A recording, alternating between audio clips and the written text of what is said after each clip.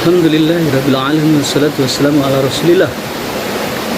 Sahabat yang mulia yang insyaallah dimuliakan oleh Allah, alhamdulillah di pagi yang cerah hari ini hari Rabu yang hari libur. Alhamdulillah Al-Fakir berada di kaki Gunung Salak, tepatnya di Villa Edwin. Ya, ini dalam rangka silaturahmi ke adik. Mudah-mudahan ada manfaatnya dan hikmahnya. Salah satu ajaran Islam yang paling mulia adalah silaturahmi, ya. Untuk silaturahmi ini adalah sebuah kewajiban yang Allah tanamkan di dalam ajarannya. Nah, silaturahmi itu adalah pahalanya sangat besar. Nah, kita dari Jakarta ke Bogor kita niatkan karena Allah, dan ternyata Allah kasih yang namanya hikmahnya banyak. Yang pertama adalah menjalin komunikasi verbal, tatap muka, bukan lewat video, bukan lewat daring, bukan lewat online. Ini ada semacam aura yang tidak akan pernah didapatkan kecuali ketemu langsung. Di tengah masa pandemi yang tidak jelas ini, jadi COVID itu ada, yang lebih ada adalah konspirasi, di mana musuh-musuh Islam itu ingin menjadikan umat Islam itu seperti mereka yang sudah kacau balau. Jadi kita nggak ketemu ini rasa-rasanya Masya Allah, apalagi cuma lewat laptop, ya. Ini tidak memberikan aura yang Masya Allah. Jadi harusnya kita ketemu langsung, silaturahmi. Maka ternyata ini tidak bisa dilakukan karena ini itu, dan lebih parahnya adalah ini sebuah konspirasi yang banyak orang tidak mengerti bahwa COVID itu ada, tapi digunakan untuk menjadikan orang menghancurkan nilai-nilai Islam. Sahabat yang mulia yang insya Allah dimuliakan oleh Allah, saudara seiman, Allah memerintahkan kepada kita untuk melakukan silaturahim. Itu mengandung maksud bahwa fitrahnya manusia itu adalah makhluk sosial, harus ketemu satu sama lain, dan Allah mencipta ini memberikan keutamaan, keberkahan yang begitu luas bagi pelaku-pelaku penghidup silaturahim, ya. Jadi kalau kita lihat di tempat ini, di Villa Edwin ini, di kaki Gunung Salak ini, Masya Allah luar biasa indahnya. Ada kolamnya, ada air pancurnya, ada, Masya Allah, ini miniatur surga. Maka besok surga di sana itu jauh lebih nikmat daripada surga di dunia. Jadi kalau kita keliling villa ini, itu Masya Allah semua orang pengen punya ya. Saya pun juga silaturahim, atau silaturahim tadi kan sebenarnya kan adik, tapi karena beliau itu ada tugas di villa ini, ya, untuk training dengan sekolahnya, maka alhamdulillah salah satunya kita bisa mampir ke villa ini, kemudian ingin silaturahmi atau silaturahim. Maka Allah kasih kemuliaan bagi orang-orang yang melakukan silaturahim tadi. Jadi kita niatkan dari rumah ke tempat yang jauh, ke adik kita ataupun ke kakak kita ataupun orang tua, khususnya orang tua yang masih hidup, maka Allah kasih pahala yang banyak. Setiap langkah, setiap pengorbanan tentu tidak gampang, apalagi rumahnya jauh, ya. Maka yang pertama, saudara sekalian, Allah berfirman dalam surat Ar-Ra'd ayat 21 dan 22, ya. A'udzu billahi minasy syaithanir rajim. Bismillahirrahmanirrahim. Alladzina yufuna bi ahdillahi wa la yanqudunal mitsaq والذين يصلون ما أمر الله به أن يوصل ويخشون ربهم ويخافون سوء الحساب والذين صبروا ابتغاء وجه ربهم وأقاموا الصلاة وأنفقوا مما رزقناهم سرا وعلانية سرا وعلانية ويدرؤون بالحسنة السيئة أولئك لهم عقبى الدار صدق الله العظيم. Maka Allah berfirman, dan orang-orang yang menghubungkan apa-apa yang Allah perintahkan supaya dihubungkan, yakni silaturahim tadi, dan mereka takut kepada Tuhannya dan takut kepada hisab yang buruk, dan orang-orang yang sabar karena mencari keridhaan Tuhannya, mendirikan sholat, menafkahkan sebagian rezeki yang kami berikan kepada mereka secara sembunyi atau terang-terangan, serta menolak kejahatan dengan kebaikan, orang-orang itulah yang mendapatkan tempat kesudahan yang baik. Masya Allah, maksudnya surga ya. Jadi saudaraku sekalian, di ayat ini Allah memberikan keutamaan sifat silaturahim atau pelaku-pelaku silaturahim itu dengan keutamaan yang luar biasa. Yang pertama, Allah sebutkan bahwa mereka adalah orang-orang yang menjalin hubungan kepada Allah perintahkan ya. Jadi orang-orang yang menjalin silaturahim adalah orang yang baik ya. Kemudian juga mencari ridha Allah, tentu kita berbuat seperti ini karena perintah Allah. Kemudian pasti orang-orang yang baik itu mendirikan sholat ya, menafkahkan sebagian rezeki yang berzakat ya. Kemudian apakah zakatnya atau memberikan sedekah itu sembunyi atau terang-terangan, maka semua itu bisa mendapatkan keberkahan kebaikan. Dan sifat berikutnya adalah menolak kejahatan dengan kebaikan. Jadi kalau misalnya ada famili kita atau saudara kita, kakak, adik ya, keluarga kecil ya, yang harus kita jalin hubungan silaturahmi ya, maka kita tetap berbuat baik. Jangan ikut-ikutan, mereka marah kita marah, itu adalah sesuatu yang salah. Misalnya kita mendatangi Pak Lik, Bulik atau Pak D, Om, Tante, Uwak, ataupun misalnya ya keluarga besar, maka Allah perintahkan kepada kita untuk mendatanginya meskipun berat, karena sungguhnya berat itu terdapat pahala yang besar ya. Di situ Allah sampaikan dalam surat Ar-Ra'd ayat 22 tadi, yang terakhir adalah orang-orang yang mendapatkan tempat kesudahan yang baik, artinya surga ya. Coba kalau kita lihat suasana di sekitar ini, yang villa ini begitu indah, pohonnya rindang, Masya Allah ya. Sampai kita pengennya sampai berhari-hari ya. Saya pengen di sini berhari-hari, tapi nggak bisa karena saya harus pulang ya. Nah itu di surga jauh ya. Kalau di surga itu ya rasa bosan itu kita dicabut oleh Allah. Jadi kalau di dunia kita tinggal di villa yang indah, begitu indah, penuh dengan kenikmatan, apalagi nanti makan siang, makan malam, enak-enak banget ya. Maka kalau kita sampai sehari, 2 hari, sampai seminggu bosan ya. Nah kalau di surga, maka keindahan-keindahan itu tidak akan pernah bosan ya, tidak akan pernah bosan, dan rasa bosan itu dicabut oleh Allah. Jadi makanan tuh enak ya, hari pertama enak, hari kedua lebih enak lagi. Jadi mata memandang keindahan itu sangat Masya Allah ya.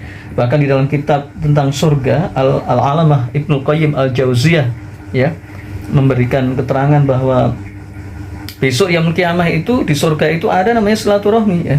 Jadi beda dengan silaturahmi di dunia ya. Kalau di dunia ini kewajiban itu artinya memang termasuk ibadah ya, ghairu mahdoh ya, ibadah yang Allah perintahkan untuk dijalin karena pahalanya besar dan manfaatnya, keberkahannya luar biasa ya. Salah satunya adalah kita memberikan motivasi bagi mereka yang butuh ya. Kita bisa ngomong verbal, ketemu tatap muka, kita bisa memberikan hadiah, bisa memberikan manfaat, bisa memberikan hal-hal yang mungkin dapat menyenangkan mereka gitu ya, menyenangkan mereka. Dan inilah yang harus kita perhatikan ya. Jadi perkara-perkara yang memang manusiawi banget gitu loh. Manusia, siapa sih yang nggak butuh nasihat, nggak butuh kebaikan ya. Kalau yang kita kunjungi itu orang kaya, mungkin dia punya masalah keluarga. Nah kita dapat berkahnya dari rezeki, kemudian kita dapat pahala dari mendengarkan dan memberikan motivasi. Kalau yang kita kunjungi itu adalah orang miskin, kita kasih hadiah ya, berupa hadiah, berupa nasihat, berupa harta, materi, dan seterusnya dan seterusnya. Maka itu adalah perintah Allah supaya kita silaturahmi. Bahkan silaturahmi ini menjadikan kita itu panjang umur, dalam arti kebaikan ya, keberkahan ya. Dan kita oleh Allah dilapangkan rezeki ya. Dalam surat Ar-Rum ayat ke-38 ini Allah memberikan kabar yang begitu luar biasa dan perintah sekaligus janji Allah yang nikmat berupa surga ya. A'udzu billahi minasyaitonir rajim. Bismillahirrahmanirrahim. Fa'ati dzal qurba haqqahu wal miskina wa ibnas sabil. Dzalika khairul lil ladzina yuriduna wajha Allah. Wa ulaika humul muflihun. Insyaallah. Luar biasa ini ayat ini ya. Allah berfirman di dalam surat Ar-Rum ayat 38. Jadi surat Ar-Rum ini surat ke-30 ya. Pada ayat ke-38, maka berikanlah kepada kerabat yang terdekat akan haknya. Demikian pula kepada fakir miskin dan orang-orang dalam perjalanan. Itulah yang lebih baik bagi orang-orang yang mencari keridhaan Allah. Jadi wajah Allah itu maksudnya keridhaan ya. Dan mereka lah orang-orang yang beruntung, jadi dapat surga, maksudnya orang-orang beruntung dapat surga ya. Saudara sekalian yang insyaallah dimuliakan oleh Allah, ada sifat yang mulia yang Allah kasihkan kepada pelaku silaturahim ya. Yakni yang pertama ini kewajiban hak ya. Ini kalau bisa diamalkan maka ketahanan ekonomi nasional ini kuat ya. Jadi kita belum bicara tentang ketahanan ekonomi nasional secara kenegaraan, tetapi kita masih bicara lingkup keluarga yang paling kecil ya. Andai kata ayat ini dipraktekkan dalam tatanan keluarga, maka selesai sudah ya. Coba deh, masing-masing kita kan punya keluarga kecil dan keluarga besar ya. Keluarga kecil itu silaturahim tadi itu, yang kecil itu adalah kita punya adik, punya kakak ya, misalnya punya kakak 2, punya adik 2 misalnya begitu kan. Maka kita jalin silaturahmi ya. Misalnya kita mampu, kita punya harta banyak, maka kita datang itu si kakak yang nggak punya duit dan yang punya duit ya. Yang nggak punya duit maka kita kasih ya, entah ke beliaunya, entah ke anaknya, entah ke keluarganya, dan seterusnya dan seterusnya. Nah kalau kita datangi misalnya kita nggak punya duit, maka tetap silaturahim ya. Jadi insya Allah dia akan, hartanya itu akan berkah ya. Beda dengan kita tidak datang ya. Maka dia tidak sadar kalau hartanya itu ada hak pada orang-orang yang membutuhkan. Jadi kalau misalnya kita itu kaya, maka ada hak harta itu pada untuk orang yang miskin terhadap saudara kita ya. Jadi misalnya adik kita itu kaya, kemudian kakaknya itu miskin misalnya, maka ketika tidak ada komunikasi verbal, tidak ada komunikasi silaturahim, tidak ada hubungan sama sekali, maka adiknya yang kaya itu dosa besar karena sebagian hartanya itu milik kakaknya atau milik saudara lain yang membutuhkan. Dan demikian juga kakaknya tadi, kalau dia tidak menjalin hubungan verbal dan hubungan silaturahim, maka dia juga dosa karena dia punya kewajiban untuk menjalin ya. Jadi silaturahim ini kalau kita kupas panjang lebar itu bisa luar biasa. Jadi sistem ekonomi kerakyatan berbasis silaturahim ini luar biasa. Jadi misalnya sekarang itu kita lihat orang yang kaya itu kan mereka punya keluarga kecil dan keluarga besar. Dan mereka itu sekarang itu dididik oleh sistem kapitalis, materialisme, materialisme, individualisme. Wah itu saudara kandung yang setan, sama-sama setan. Jadi materialisme itu adalah paham kebendaan. Semakin kaya, semakin bakhil, semakin medit, semakin gak mau memberikan. Dan kemudian kapitalisme adalah orang yang menuhankan kapital. Jadi kapital itu modal itu uang. Jadi contohnya artis misalnya, kalau artis atau penguasa ya, yang para koruptor itu kan kaya-kaya itu. Rumahnya satu di mana-mana, satu di Bekasi, satu di Jakarta, malah haus terus. Kurang, enggak berkah soalnya. Ada harta untuk saudaranya, untuk rakyatnya, tapi enggak diberikan, tapi dimakan. Coba bayangkan, apa enggak kasihan? Nah, makanya ketika kita silaturahim, ya. Misalnya kita kaya nih ya, silaturahmi ke adik, ke paklik, ke bude, ke paman, ke uak, ke om, ke tante, ke oma, ke opa, ya, ke nenek, maka kita kasih yang namanya uang, ya.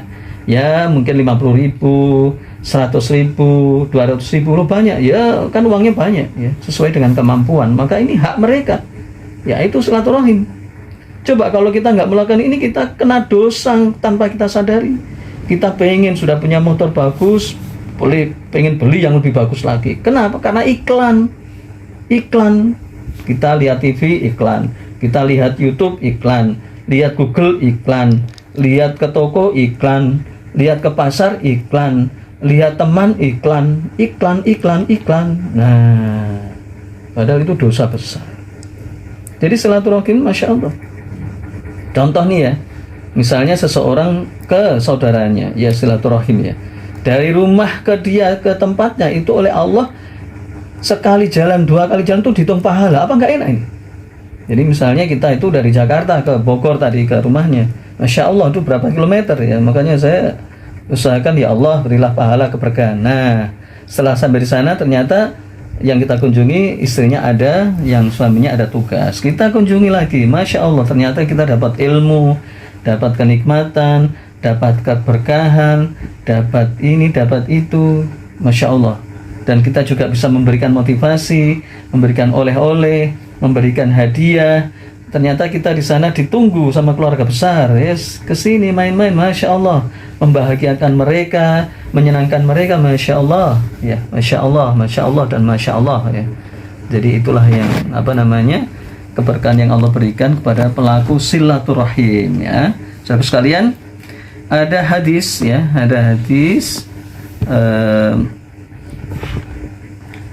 yang agak sedikit panjang dari Ayub di dalam kitab Fadhailul Amal karangan Al-Syekh Az-Zakaria Ghulam Abdul Qadir Al-Pakistani, orang Pakistan, ya. Di sini jelaskan tentang keutamaan tentang silaturahim. Hadis dari Abu Ayyub radhiyallahu anhu bahwa seorang Badui itu menghadang ke Rasulullah, yang menghampiri Rasulullah dalam perjalanannya. Dia mengambil tali kekang untanya lalu berkata, "Wahai Rasulullah, beritahukan kepada aku tentang sesuatu yang bisa mendekatkanku ke surga dan menjauhkanku dari neraka." Abu Ayyub berkata, kemudian Rasulullah berhenti, ya, lalu memandang sahabat-sahabatnya dan berkata, orang ini telah diberi taufik dan telah diberi petunjuk. Jadi ini Rasulullah dan para sahabatnya, kemudian ada yang menghadang orang Badui tadi bertanya kepada Rasulullah gitu ya. Maka Rasulullah itu balik bertanya, apa yang kamu katakan? Maka Badui tadi itu mengulangi, ya, wahai Rasulullah, beritahukan kepadaku tentang sesuatu yang bisa mendekatkanku kepada surga dan menjauhkanku dari neraka. Maka Rasulullah bersabda, beribadahlah kamu kepada Allah tanpa menyekutukannya. Jadi tauhid, keimanan kepada Allah dengan sesuatu. Yang kedua, dirikanlah sholat. Yang ketiga, bayarlah zakat. Yang keempat adalah jalinlah hubungan silaturahim. Masya Allah, ya. Jadi dalam redaksi lain dikatakan, jalinlah orang yang memiliki hubungan rahim denganmu. Jadi memiliki hubungan rahim itu artinya saudara kita, kemudian ibu kita, orang tua kita, paklik bulik kita, om tante kita, kemudian nenek kita dan seterusnya, itu keluarga besar yang harus kita jalin, ya, silaturahim tadi, ya. Maka kemudian Rasulullah menambahkan setelah orang itu pergi, ya, setelah dijawab dengan pertanyaan, maka Rasulullah bersabda, jika dia berpegang teguh dengan apa yang aku perintahkan kepadanya, maka ia akan masuk surga. Masya Allah. Hadis riwayat Bukhari dan Muslim, muttafaqun alaih. Jadi keutamaan silaturahim ini mendekatkan diri pada surga, ya, surga dunia, ya, surga akhirat tentu, ya. Jadi di sini beriman, kemudian beramal soleh, ya. Jadi mulai dari sholat, ya, tentu pelaku-pelaku ini adalah seorang sholat, ya, bayar zakat, ya, dan seterusnya. Maka itulah yang harus kita lakukan, karena masih banyak sekali hikmah dan manfaatnya bagi orang-orang yang menjalin silaturahim. Nah, gimana kalau misalnya ada orang yang misalnya membuat fitnah atau memutuskan silaturahim kepada kita? Ya, kita datangi aja. masalahnya dia diganggu oleh syaitan ya. Entah itu kita difitnah, entah kita itu diirikan. Mungkin iri pada kita karena ilmunya, karena hartanya, karena kedudukannya, sehingga dia itu iri ya. Nah, orang yang salah itu jangan dibalas dengan kesalahan. Orang yang salah itu dia harus diingatkan ya. Jadi itu yang harus kita lakukan, bahwa membangun silaturahim ini adalah berkahnya luas, Allah kasih kebaikan yang dahsyat dan akan masuk surga. Insya Allah kita kapan-kapan membahas tentang surga yang begitu indah ya. Saya kalau lihat sungai itu ingat di surga ya.